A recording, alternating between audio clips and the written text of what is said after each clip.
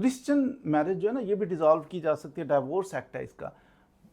आम मुसलमानों की तो डाइवोर्स इस तरह होती है, ज़बानी भी कह दिया तो डाइवोर्स हो जाती है, जाके यूनियन काउंसिल में जनाब ये मैंने ज़बानी दे दी है या मैंने लिख के तहरीर दे दी है, डाइवोर्स हो गई, हो जाती।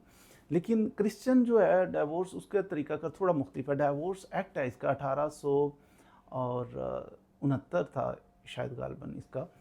तो ये 1869 का जो डाइवोर्स एक्ट है, ये कहता है कि अगर आप चाहते हो कि मैरिज डिसॉल्व करवानी है ना, तो उसके लिए इसके सेक्शन 9-10 से ऑनवर्ड आप पढ़ें तो उसके अंदर लिखा हुआ है कि अगर कोई बंदा बदचलन हो गया, कोई इस तरह का कोई ज़्यादती किया, रेप कर दिया किसी के साथ, इस तरह का एलिगेशन किसी पे लगा के, तो मैरिज डिसॉल्व करवाई जा सकती है।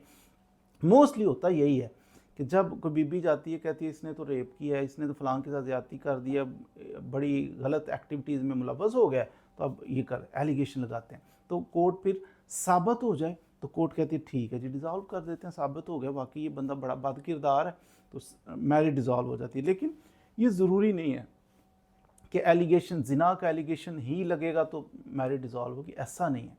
बल्कि इसके लिए आगे सेक्शन 20 से ऑनवर्ड आप पढ़ें तो आपको मिल जाएगा, क्रूएलिटी की बेस के ऊपर भी मैरिज डिसॉल्व की जा सकती है। कोई बंदा है, अब मेरे पास जो केस है, क्रिश्चियन लड़की है, तो वो कहती है मेरा उसने बाजू तोड़ दिया, शोहर ने मेरा बाजू तोड़ दिया है, फ्रैक्चर है मेरी हड्डी, तो उसके पास मेडिकल भी है।